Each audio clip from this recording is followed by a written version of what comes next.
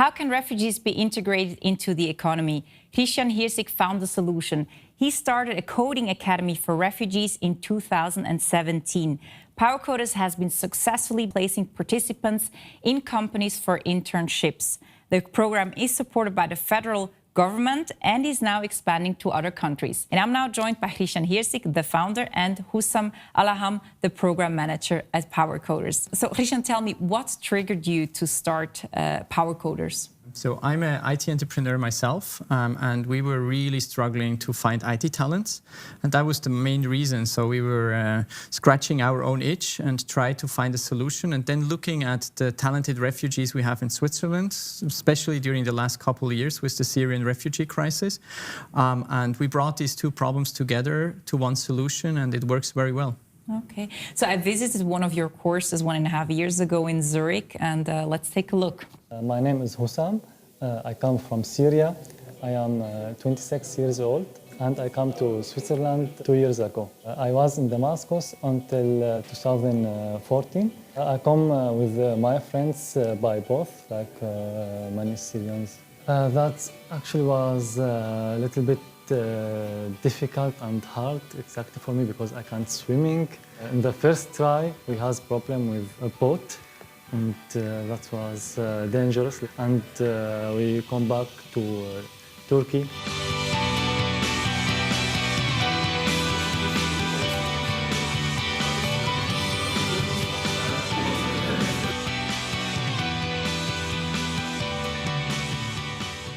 Powercoders is a very great project for refugees and take us a chance to work in Switzerland, to integrate in Switzerland. When I see him, I always remember the first meeting I had with him. I looked at his CV and I saw the image, a picture of him, where he looked really different, like very optimistic, young guy, handsome, ready for life. I really saw the difference to now, where he looks more broken or insecure or disrooted in a way sometimes.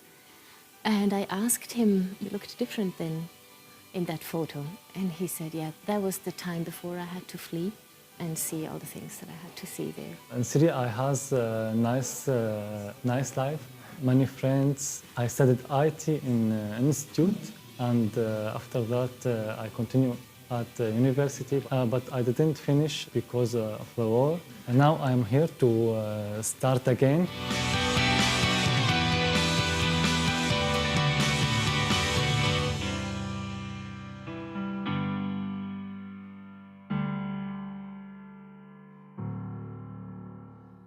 So Hussam, you were also one of the participants at Powercoders back in the days. Now you work at Powercoders.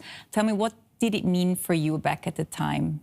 Yeah, I just remember the first days. It's really like when I joined Powercoders, my goal was to overcome the obstacles that refugees face with finding a job. And I really was fascinated by the project idea that it's not only a coding program, but also it's a way to put you in a company, to do an internship. And that's what I did. I did an internship in a Swiss IT company, and then started working with Powercoders. Okay. So it really means a lot. So you did that course, I guess, in 2017? Exactly, in January 2017. Then it was the pilot project. Okay. Yeah. And when did you come? You're from Syria originally. Exactly. When did you come to Switzerland? I came 3 years ago in end of 2015. Powercoders kind of sounds like a success story. I feel like the government supports it. You also have support by the cantons. And also I read, political parties from left to right are usually also positive about it. Why do you think is it so successful? I think it's really successful because it really finds a solution for the highly qualified refugees who are still stuck and struggle too much to find a way into the industry. And with projects like Powercoders, you really have the key for the first door to start integrating. And for me, its integration comes through work, not only doing courses, integration courses and language courses. And the unique idea with Powercoders, it's not only a coding school, it's also a complete package that you have to follow. It's a coding school, a 3 months intensive program, and then you have to do an internship, and then eventually you get a job. So it means it has an end, or like a happy end, let's say. And maybe I can add to that, because it's not just a happy end for the refugee, it's a happy end for the IT industry who is suffering. Like we have sometimes other industries who talk to us and say, could you not do a power gardener or a power butcher or something? And for us, it's like we know the IT industry, and the IT industry is really suffering to find talent, and that's actually part of the magic sauce. Okay, so in Switzerland, you say you don't have enough graduates in this field? No, we know like 2026 right now is the latest estimation. There will be 40,000 people lacking the job market for IT, and no one knows how we will come up with these talents. And of course, it will not be all refugees, but refugees is one part of the solution to it, especially if you have that highly talented people who are not in a job that makes them happy. So you're creating quite a big value for the Swiss economy. Yes, exactly. yeah, definitely. Can you put that a bit into perspective? Do you know with facts or numbers? Life is expensive in Switzerland, no doubt about that. And so if you have to support someone young like Hussam, or like a 30-year-old who has a family in Switzerland, through all these years, we're talking about millions of social welfare money for one family, for one person. And if you can bring them in a job, then we are saving on tax money spent, and we are also saving on value that the economy, that we can grow faster, because if we lack IT people, if we lack digital leaders, we are not developing as fast as maybe our neighbor countries. So I think it's like really these two things which come into place. And how successfully have you been in placing your participants into jobs after? So we say that it's a 100% success rate with getting, with securing internship for every student, and then after they finish their internships, it's a 50% success rate. Will they be taken over that company mostly, or? Mostly they are taken by the same company. Okay. Yeah, we see that they do apprenticeships, about maybe 20 to 30%, then about another 30% are hired, and then maybe 30% we are looking for a new internship, and in the end we see that about 80% remain in the IT industry. And that's like, when you compare with other numbers from other institutions, it's like a really, really high number. And it has to do not just with our education, but it also has to do with the companies who take really a major role in integrating these people. And the IT industry is like, we are overwhelmed with their support, with volunteers and companies who are eager to step up to take a part in that. Can you name a few companies that work with you? There are many companies like you, SBB, Swisscom, Swiss Life. There are many, Post Finance. There are many companies who are taking major part. Swiss. Exactly. Yeah, but there are also small ones like agencies. So like Leap, for example, which is a successful one, 89 Grad, Iterativ. There are even companies who have like 6 employees, and they are taking up that challenge. And for them, it's like the bigger challenge than for the big ones. But I think it's important that we also get the support, not just from the big companies, but also from the small ones. Okay. And you started in Bern, then you had classes in Zurich, temporary classrooms, and now you have some big news, right? It's changing the concept from a temporary moving locations from one city to another, and to fix it in one location to target all the areas. Like in Lausanne, it's not only for Lausanne, it's for the whole French area of Switzerland. And in Zurich, it's also going to be for the whole German part of Switzerland. So you won't have course in Basel and Bern anymore? No. Because their program will be in Zurich, because it's so central for everyone. So you're actually looking for an actual location that is just yours? Because like moving from one city to another, it consumes a lot of time, energy, cost. You need to just generate the whole process again and again.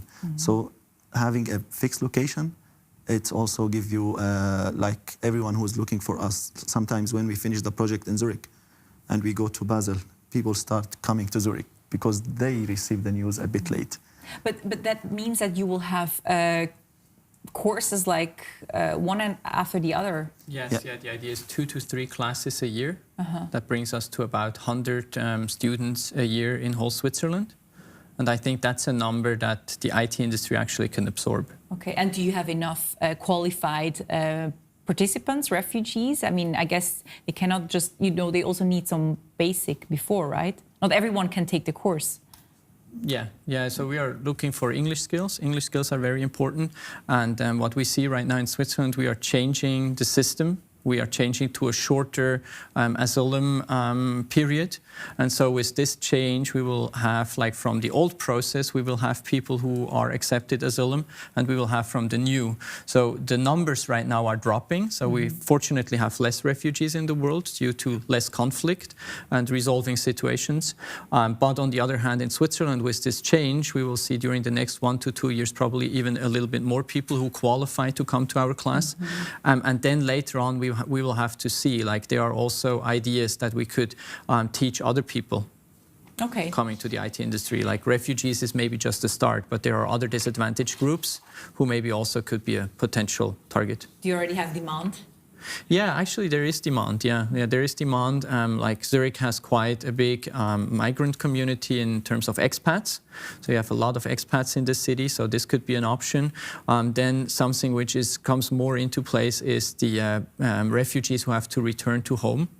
Like that you would give them an education before they return, and so they could become freelancers and work from wherever they are. So there are some ideas already, but they are like really early on, and we are talking to partners because probably we would not do that on our own. Then the course is free of charge for the participants. I was wondering, what's your funding model? So Swiss government helps you out. How else do you fund it? The concept now is we got the fund from many companies, Stiftung, foundations. Exactly. And the new model is that the companies are paying and the cantons are paying, because both of them are like benefiting from this project. The companies are getting the shortage they have. They are getting the talents, and the cantons, they are reducing the social welfare they are paying. So it's now like 50-50. As I mentioned in the intro, you're expanding to other countries. You already started in Turkey, in Istanbul. Can you tell me a little bit, why did you want to go there? Istanbul is, like Turkey in general, is like one of the most affected countries by the refugee crisis, because there are already more than 4 million refugees. And in Istanbul itself, there's more than 1 million.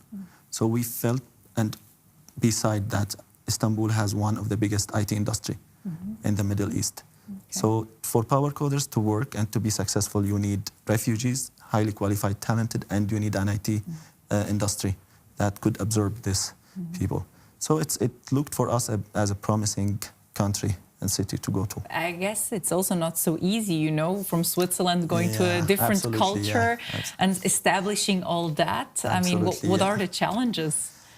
The challenges is like you have 2 points of view. Like one from the refugees, because they are like, they need to work and for long hours, and to just follow the program with Powercoders, which is like full time for 3 months, it's really hard. So you need to provide them with solutions. And also for the IT industry, do they have the same like thinking mentality we have here in Switzerland?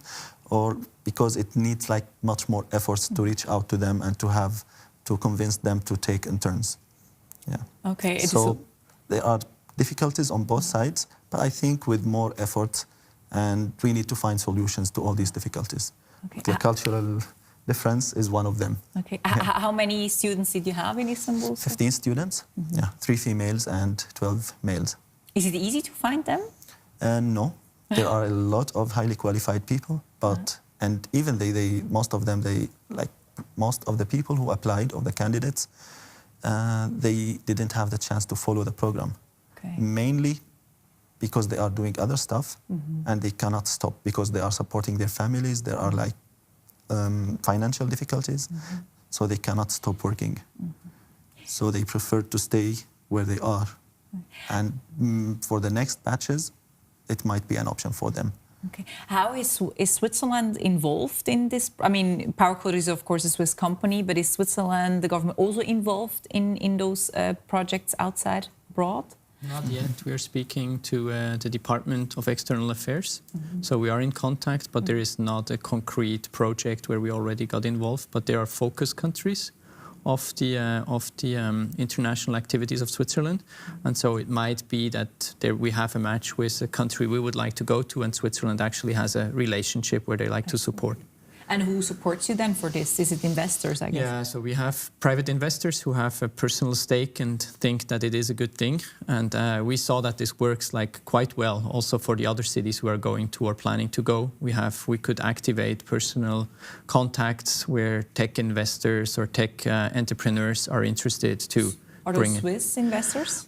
In the case of Turkey, yes, but in the case, for example, of Stockholm, it's a Swedish guy who has a company in Berlin who is interested to support us, and yeah. And why are they interested? Like, what's their return of investment, or is it just like an endeavor that is philanthropical? I think it's a little bit both. I think they need to be close to the tech scene because they understand that we lack tech talent. That's one thing. And the other thing is that most of them, they had a great education. They were very lucky in their life. And then to see others who are struggling and to support them, to bring them on a more promising path, I think that's the main motivation of them. So you mentioned Stockholm. What other countries are you already? Yeah, as Hussam already mentioned, so for us are two things important. It's talented refugees, so we can look at the map and say which are actually the countries that took in a lot of Syrian refugees, because Syria had 10 years ago, they had a great education system, so there are a lot of well-educated Syrians. Also, Afghani people are sometimes very well-educated, so we look at that, and then on the other hand, we look at the IT tech scene. When you look at Europe, then you see, for example, Germany, with Berlin, Munich, Hamburg. We also try not to pick the cities where already someone is doing successfully what we are doing. So we are not aiming no need to compete on impact, we believe. So if they are doing a good job, and then maybe there could be a cooperation, but we rather go somewhere where we think it's promising and no one is already there, and help to develop something there. So Hamburg is on our map in that area. And then looking at Italy, Italy received a lot of refugees during the last 3-4 years. Italy is struggling a bit with the government right now, and is not everything is changing for the good or the worse. We don't know yet, but we think that's actually a good place. And then Milano is also, again, a very tech-driven city with a lot of good startups, a lot of tech jobs, and also close to Switzerland. Its train ride is just 3 hours, and that's also proximity can help. So, yeah, we're looking at these 3 cities, Stockholm, Hamburg, and Milano. Many plans ahead. Yeah. Thank you so much, and all the best. Thank you. Thank you.